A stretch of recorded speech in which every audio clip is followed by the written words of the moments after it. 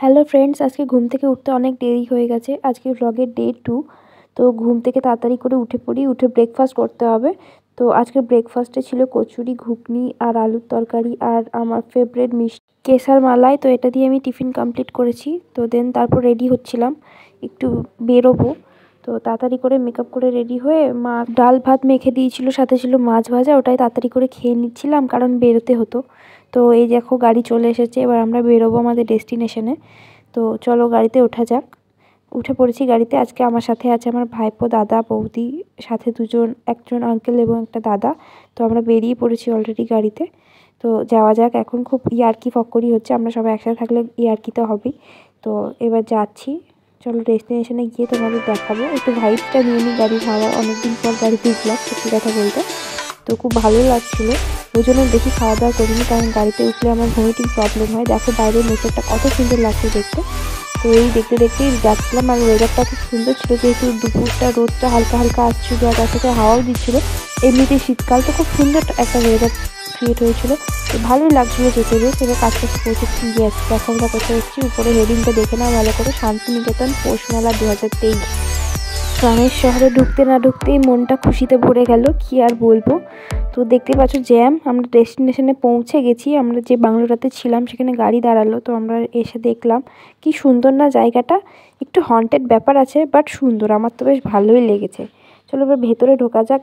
এখান থেকে একটু ফ্রেশ হয়েই বেরিয়ে পড়তে হবে মেলার উদ্দেশ্যে।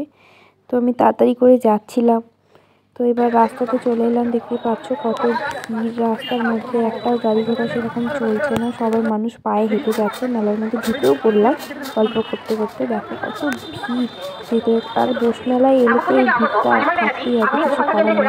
ঢুকে ঢুকে আইসক্রিম খেতে মন হয়ে গেছিলো, তাই একটা স্কুপ বানিয়ে খেয়েই ফেললাম।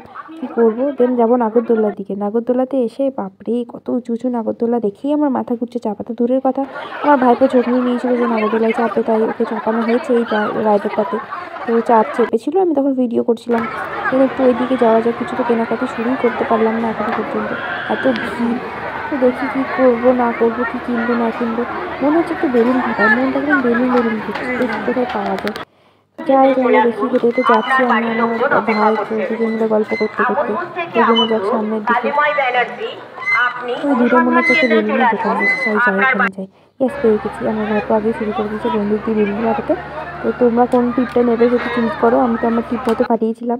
দেন খেয়েছিলাম মথুরা কেক, মিষ্টি মিষ্টিতেই মুখ ভরে গেছে এইবার। তো এটা খাওয়ার পর আবার একটু হাঁটাচলা করে যাচ্ছিলাম। এদিকে প্রোগ্রাম হচ্ছে, প্রোগ্রামের স্টেজ আমি ফার্স্ট টাইম দেখলাম মেলার মাঠে। তো এবার ফার্স্ট দেখে খুব ভালো লাগলো, খুব সুন্দর সাঁওতালি প্রোগ্রাম হচ্ছিলো। তো এদিকে বুক স্টল আছে কিছু, তো সেখানে আমার ভাই বই কিনবে বলে এসেছিলাম।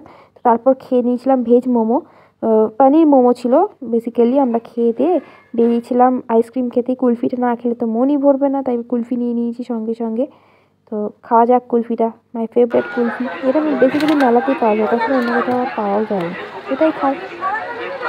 কি খেয়েছিলাম বেনারসি পান, এটাও তো জাস্ট ফেভারিট লেগেছে। কি সুন্দর ডেকোরেশন করেছিল, তোমরা দেখো, দেখলেই মনে হচ্ছে না খেয়ে দেখেই যায় শুধু, এত মশলা এত ডেকোরেশন, ওয়াও। দেন তারপর ওখান থেকে বেরিয়ে মেলা থেকে বেরিয়ে চললাম বাড়ির উদ্দেশ্যে। তো বাড়ি গিয়ে দেখা যাক। আজকে ডিনারে ছিল এগ চাউমিন। আমি ততক্ষণ খাই, তোমরা আমার চ্যানেলটা সাবস্ক্রাইব করে দিও। Tata, bye bye.